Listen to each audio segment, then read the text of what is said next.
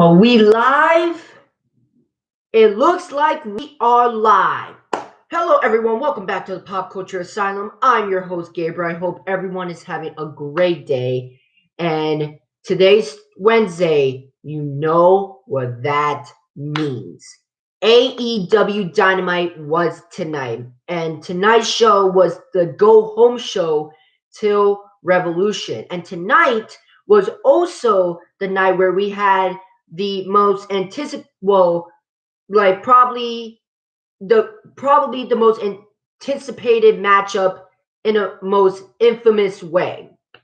Tonight was Cody Rhodes and Red Velvet teaming up against Shaquille O'Neal and Jay Cargill. A lot of you are probably wondering, in case you guys didn't watch AEW Dynamite, how did the match go? Well, let's get this review underway because this matchup was the opening match of the show. And I hope and I prayed that I hoped and prayed that this wasn't a dumpster fire. And my God, did they prove me wrong. This was actually a really good match. This was actually a really, really good match. Was it like, oh, this is like match of the year, or oh my God, you have to go out of your way to see this? Obviously not, but I feel like this was a very good and a very fun match. Like nothing too crazy. Shaquille O'Neal actually did pretty decent in the ring, and Jay Cargill actually looked really, really good in the ring. Like honestly, I got nothing negative let me scratch that. I got one negative thing to say about this match.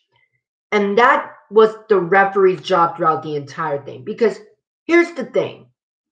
During the matchup, Shaquille O'Neal got hit from behind with a chair shot by Austin Gunn, Billy Gunn's son, which I was kind of confused why he did that. But the referee clearly saw it, but he didn't disqualify Cody Rhodes and Red Velvet. Excuse me? And plus, for like the first few minutes of the matchup, most of the wrestlers were outside of the ring, and the referee didn't count. And the excuse we got was like, oh, this matchup is way too special to like end in a count out or disqualification. Bullshit. Okay, I don't care if like the president of the United States was wrestling. Like there are rules and you have to follow them. Oh my God. Like again, this was a great match. This was a good matchup. But I feel like the referee not doing his job what kind of hindered the matchup a little bit. Because come on, really? The match should have been over earlier.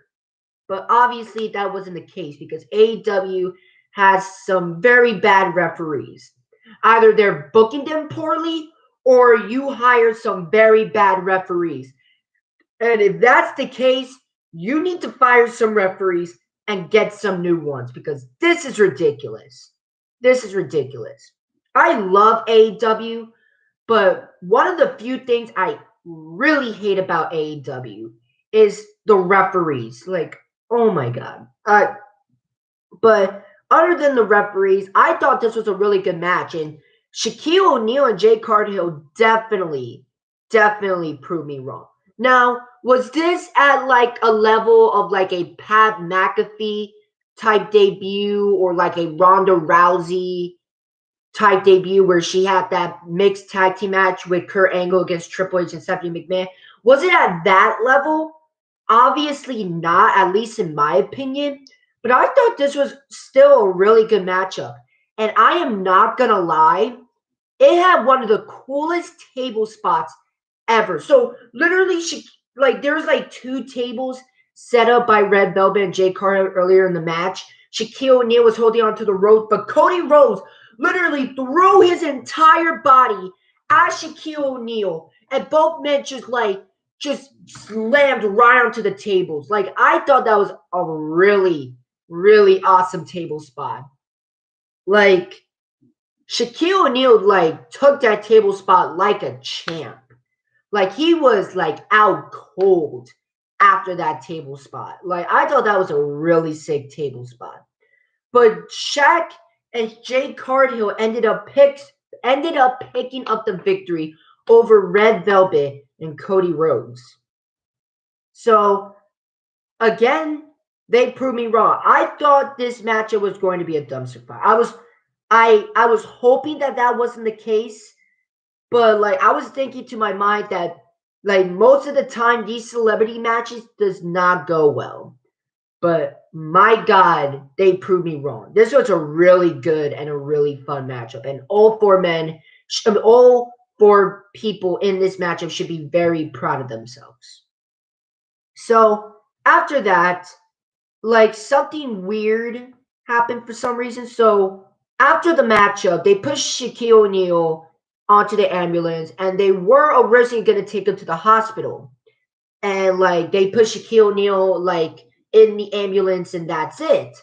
But then Tony Schiavone tried to go in again for some reason, and for some reason, Shaquille O'Neal's body is gone.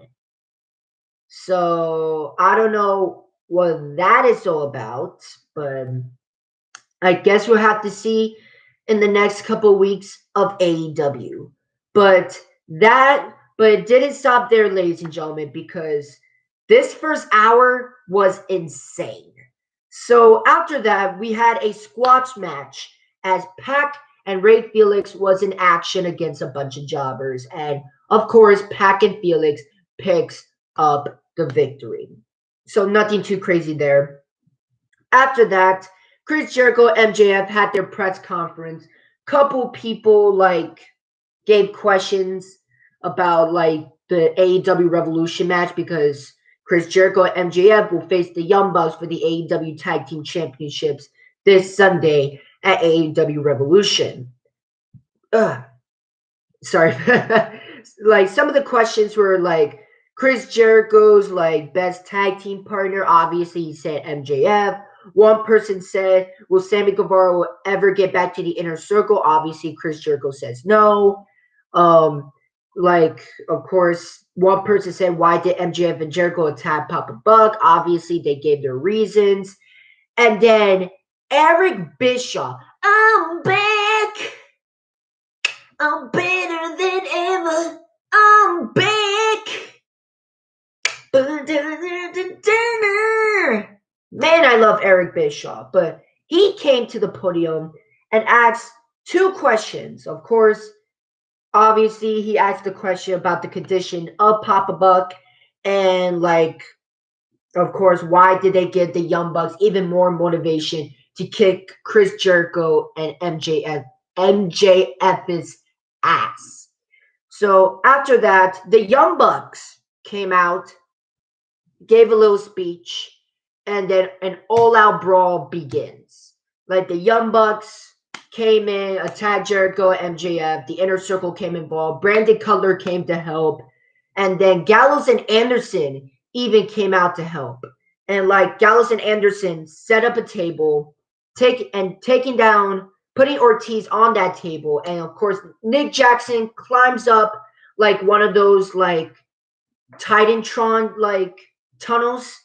And he did like a little flip taking down Ortiz while Matt Jackson did like an elbow to Santana because Santana was like in another table, like right on ringside. So Nick Jackson did like a little like 360 off the like Titantron tunnel right onto Ortiz while Matt Jackson did like a little elbow to Santana right through the table. So the Young Bucks making their statement to Chris Jericho and MJF by taking down Santana and Ortiz of the Inner Circle.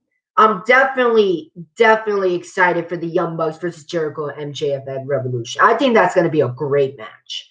100% is going to be a great match. Cannot wait for that matchup at AEW Revolution. So after that, we got a little hype promo for Kenny Omega versus Jon Moxley. in case you guys don't know, at AEW Revolution, Kenny Omega will defend the AEW Heavyweight Championship against Jon Moxley in an exploding barbed wire death match. And just the sound of that puts a smile on my face, because if you guys watch my AEW Dynamite reviews or just watch any of my videos at all, you guys know I am a sucker for hardcore wrestling fans. And I cannot wait for this matchup this Sunday at Revolution. It's going to be an insane, brutal, bloody match, and that is just the way I like it. So after that, FTR and Tully Blanchard when competed in a six-man tag team matchup against Jungle Boy, Luchasaurus, and Marco Stunt of the Jurassic Express. This was a six-man tag team match. And of course, when FTR and Tully Blanchard came out, JJ freaking Dillon literally managed FTR and Tully Blanchard. JJ freaking Dillon. Now, some of you probably wondering, who is JJ Dillon? Well, JJ Dillon was the manager of one of the greatest factions in professional wrestling history, that being the Four Horsemen. So the fact that they brought JJ Dillon out to manage FTR and Tully Blanchard for this specific match was awesome. Was awesome. So after that, in my opinion, this was match of the night. These six men absolutely killed it. Tully Blanchard even looked pretty good. What is he, in his 60s? And I thought he did pretty decent for his age. I thought he did pretty decent. But I thought this was an incredible match, and definitely match of the night in my opinion. Such a great match. But FTR and Tully Blanchard managed to pick up the victory over Jurassic Express. After that, they celebrate, they put up the four fingers, okay, I forgot to mention this one thing. So at the end of the matchup, someone who dressed up as a cameraman, knocked out Luchasaurus, and apparently this cameraman cost Jurassic Express the matchup against FTR and Tully Blanchard. This man ended up being Shawn Spears, the man that we haven't seen in a while. Oh, and he's blonde now. He ain't got that black hair anymore. He's blonde now. So Shawn Spears is back, reunited with FTR and Tully Blanchard. They all celebrate holding this beautiful Four Horsemen symbol. I can't speak today. I'm sorry, guys. Just bear with me here. So they hold up the famous Four Horsemen symbol, and even Arn Anderson came out of the Titantron tunnel and from a distance gave the Four Horsemen sign. I thought that was really awesome. So yeah, I thought this was a great matchup. This was definitely match of the night, in my opinion. And Tully Blanchard looks great. And Shawn Spears is back. And he has blonde hair. But this was definitely match of the night, hands down, in my opinion. So after that, we got a segment with the former Big Show. Where is the Big Show? Now going by his real name in AEW, Paul Wright. So they literally advertised for a new show called AEW Dark Elevation, I think it's called. Yeah, AEW Dark Elevation. And of course, Tony Schiavone and Paul White will be commentators for this new show. But there's something to point out about this segment. So Paul White gave a big scoop for Revolution. So at Revolution, we are going to see a new signee for for All Elite Wrestling that could change AEW's landscape forever. So this must be a really, really big signing. Like, obviously, Paul White didn't give us a name. We got to watch Revolution to find out, which is very smart by AEW because it gives people even more of a reason to buy AEW Revolution for that curious factor. Now, like I do have a couple of like I do have a couple of suspects that could be this mystery person. Like this could be like Tessa Blanchard or Kurt Angle or maybe Kazuchika Okada or Hiroshi Tanahashi. Who knows? Like like those are my four suspects right now. Like I have like two of them like are definitely possible in Tessa Blanchard and Kurt Angle, but we just have to see at Revolution who is this mystery person that will be signed to All Elite Wrestling. We just have to find out at AEW Revolution.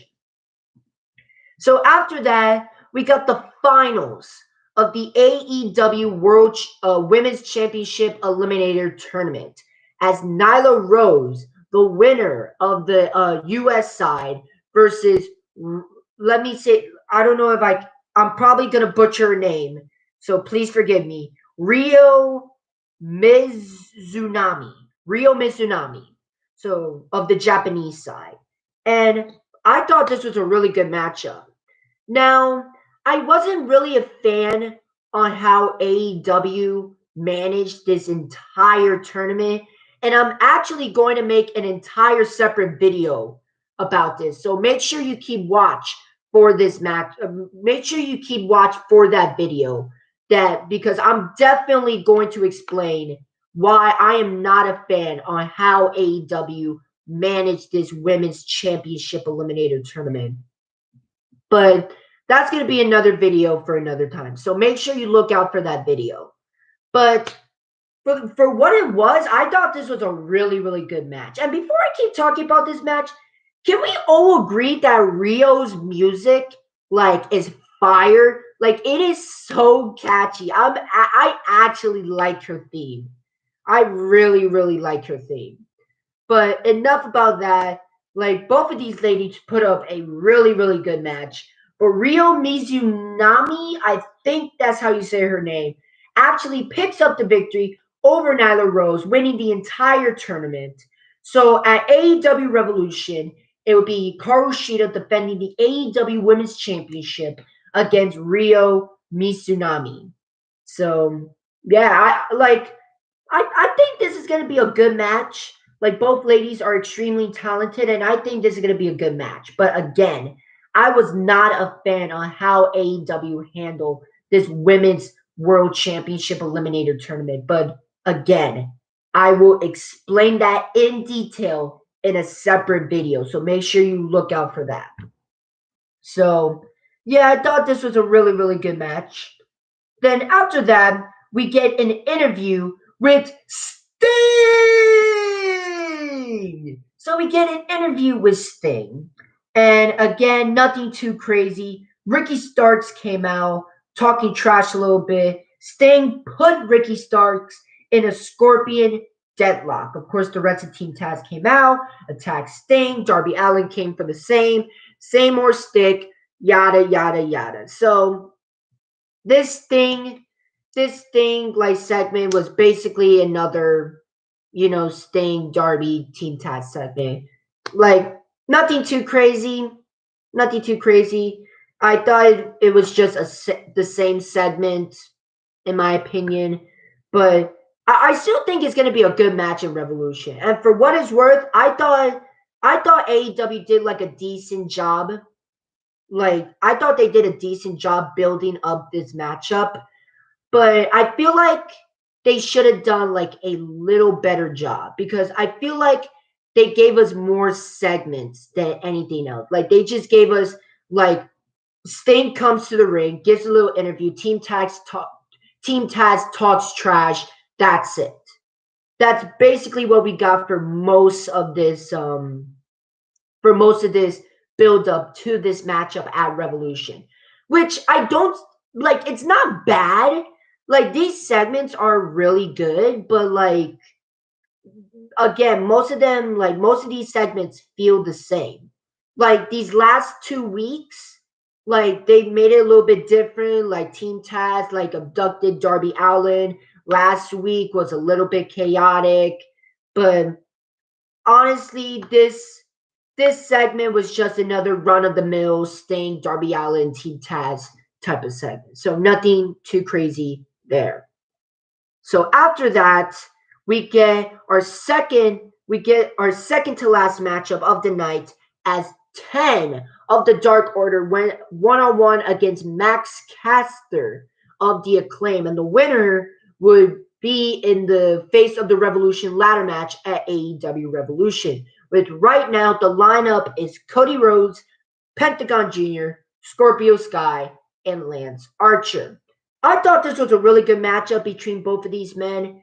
Nothing too crazy, but Max Caster actually picks up the victory over 10 because of Jack Evans. Jack Evans cost 10 the matchup, costing 10 the matchup. And the reason why that was is because Matt Hardy paid him a lot of money. Big money Matt strikes again. So yeah, so basically the hybrid 2, Matt Hardy got the hybrid 2 on his payroll basically. But yeah, Max Caster has joined Cody Rhodes, Pentagon Jr., Scorpio Sky, and Lance Archer in the AEW Revolution Face of the Revolution ladder match, which the winner will be the number one contender for the Darby Allin's TNT Championship. Now there are 6 spots and only 5 has been announced. And it's been announced by AEW that the 6th participant of this matchup will be revealed at AEW Revolution. So definitely excited for this ladder match. Again, I am a sucker for hardcore wrestling, and I love ladder matches, table matches, death matches. So I'm definitely excited for this ladder match. So before we get to our main event, which nothing too crazy, it's also been announced for AEW Revolution that Thunder Rosa and Riho will work together against Britt Baker and Beba on the or Reba, not Beba, Reba.